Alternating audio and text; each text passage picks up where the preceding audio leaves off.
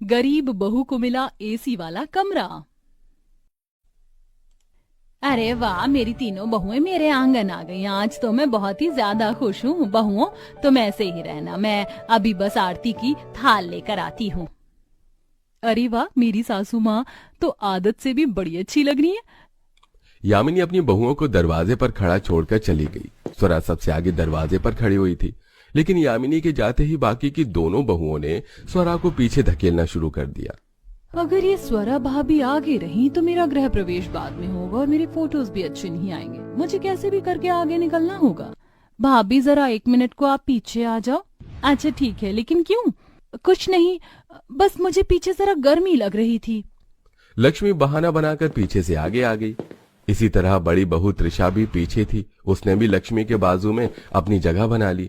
कुछ ही देर में यामिनी गृह प्रवेश की आरती की थाली ले आई और ये क्या, तुम तीनों ने अपनी जगह क्यों बदल ली?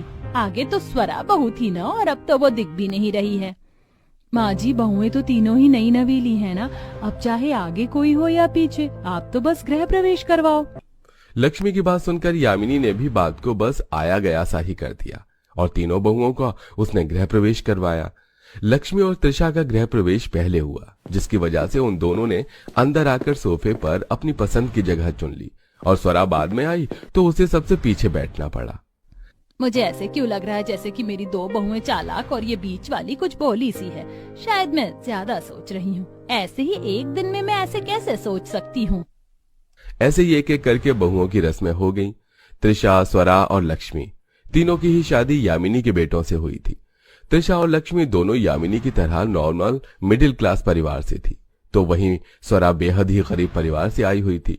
स्वरा तीनों बहुओं में सबसे ज्यादा भोली बहू थी और इसकी एक झलक तो गृह प्रवेश के वक्त भी दिखाई दे ही गई थी। ऐसे ही देखते अगला दिन भी आ गया। तीनों बहुओं की आज पहली रसोई होने वाली थी।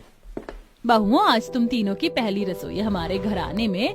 जब भी नई बहू या बहुएं आती हैं तो हमारे घर का रिवाज है कि हम खीर, पूरी, सब्जी और बिरयानी बनवाते हैं। तुम तीनों भी मिलकर यही सब बना दो।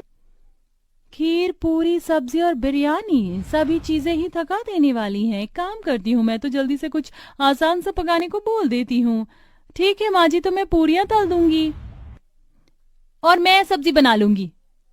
अरे नहीं बहुओं, ऐसे नहीं। तुम अगर एक एक चीज ले लोगी तो फिर स्वरा को 2 चीजें बनानी पड़ेंगी। तुम तीनों मिलकर ही सब कुछ बना लो तो हर चीज पर सभी का हाथ लग जाएगा। अरे माँ जी, आप भी ना, सिर्फ पहली रसोई ही तो करनी है। मैं सब्जी बना दूंगी बस। हाँ, और मैं पूरी बना दूंगी। तो ठीक है माँ, मैं खीर और बिरयानी बना दूंगी। स्वरा ने बिरयानी और खीर बनाने की जिम्मेदारी अपने सिर पर ले ली और तीनों बहुएं रसोई में अपनी अपनी पहली रसोई बनाने को पहुंच गईं। जहां से त्रिशा और लक्ष्मी तो पूरी और सब्जी बनाकर काफी जल्दी रसोई से निकल आई, लेकिन स्वरा को वक्त लग गया। हे भगवान, 1 बज गया। आधे घंटे बाद सभी खाना खाने आ जाएंगे और खीर बहुत गर्म है। ये तो ऐसे अच्छी भी नहीं लगेगी। आइडिया, मेरे ससुराल में तो फ्रिज है। मैं बेवजह ही परेशान हो रही हूँ। चल स्वरा, जितने लोग हैं उन सभी के हिस्से की खीर निकालकर फ्रिज में रख दे, ठंडी हो जाएगी। स्वरा ने जैसे सोचा वैसे ही किया।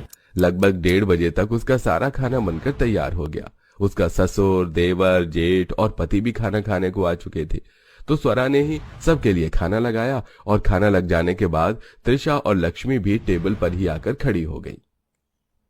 वाह वाह भाई वाह, खीर के स्वाद का तो जवाब ही नहीं है।